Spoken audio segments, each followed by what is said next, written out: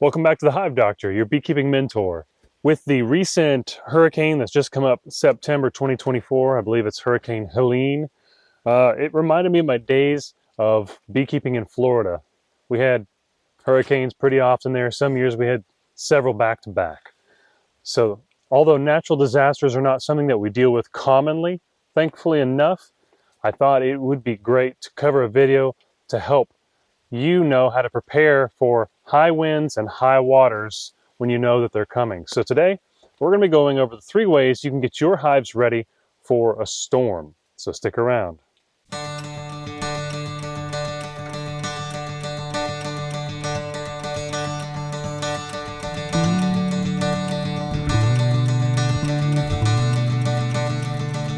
Welcome back, beekeepers. I'm here on the side of my shed next to one of my colonies. I decided to just sit there this year. It's going to winter right here, but I thought they'd make a great partner to the video today. So here in North Georgia, we had a lot of rain mostly, not a lot of wind from Hurricane Helene. But when I first started beekeeping in North Georgia, I did experience a lot of storms that would bring 60+ mile per hour wind gusts, storm cells that would throw off tornadoes. And it's a scary thing as a beekeeper, thinking, man, there's nothing I can do. I mean, that's the one thing we really don't have much control over, is the weather. So there are 3 things that I want to go over with you today to help you prepare for natural disasters when you know they're coming. And that would be things like hurricanes, huge thunderstorms that you're alerted to before they hit your area. Because what we don't want is for branches and trees to fall on our colonies, to take down our bare fences. We don't want our hives to blow over in high winds. We don't want hive covers to blow off, leaving our colonies exposed to the elements. So one of the #1 things I learned from my mentor in Florida was, when you know a storm is coming a week ahead of time, hopefully you've got a week's notice. And hurricanes usually do. You hear that in the news when the things start to form. You don't do any hive inspections a week prior to that storm hitting your area. And the reason for that is, as you well know, the bees propolize everything together. And so I've had days where I've had a hard time loosening boxes and hive covers with my hive tool, putting everything I can into it to get the dang boxes popped loose from one another.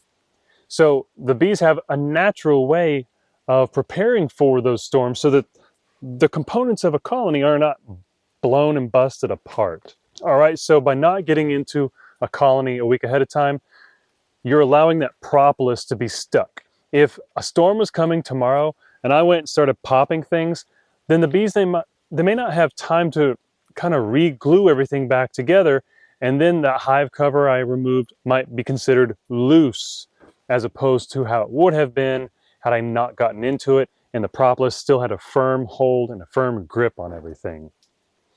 So the second thing you can do, and it would just enhance that, is to ratchet strap your colonies. Now, there's a couple things I recommend with this. Do more than 1 ratchet strap if you've got it. I would do 1 ratchet strap per colony at least. If you've only got a few colonies, I would do 2.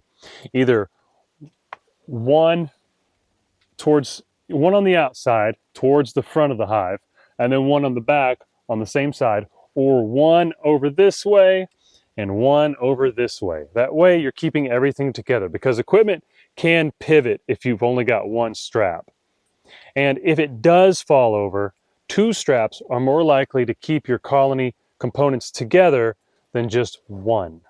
I have seen where people will strap their colonies against bear, and the bear will still knock the thing over, and because it's only got 1 strap, they're able to kind of pry the boxes on a pivot point and kind of get in there and still bust up the equipment. So it's not a great bear deterrent. It helps better than having no straps, but when it comes to storms, that's going to be best. The other thing to keep in mind that you can do with ratchet straps is, however you strap it, try to strap it to the hive stand that you've got it sitting on. That'll create even more weight and more stability, especially if you've got several hives on one hive stand. You've got one lump mass of a weight.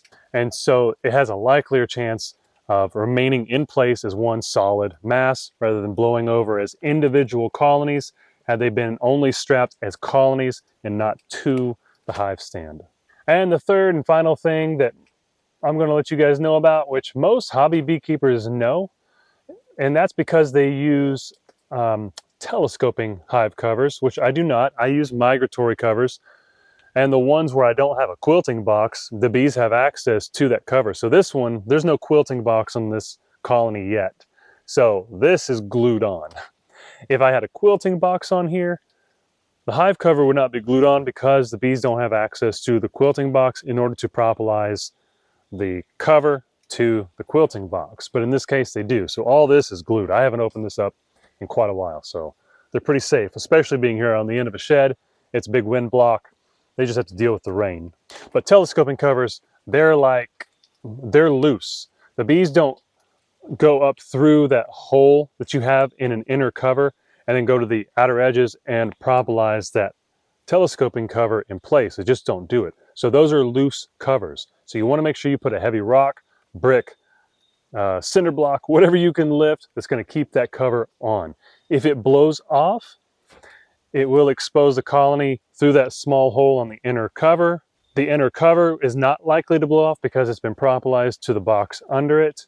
I have seen colonies with extremely poor, rotted away plywood covers, and they've been through downpours and they still make it. They do a good job at surviving. So don't kick yourself in the butt if that happens. It's just part of beekeeping, but we like to minimize that kind of stuff as much as we can, right? So since this is one of my shorter videos, I want to get your guys' opinion on something completely off topic. It's still on the topic of bees, of course, but I'm coming up with an eGuide, which is just an ebook. And I already have one out. This is going to be my second one. My first eGuide, you've probably seen ads for. It's Pest and Disease Management for the 3 most annoying pests that we deal with: Varroa, small hive beetle, and wax moths. Now, this new one that I'm coming out with, it's going to be much more comprehensive. And it's something that I've never seen before, which is why I'm making it myself. So I'd love to hear what you think about it. And that is how to market and sell yourself as a beekeeper. And I don't mean like, I don't mean in that way.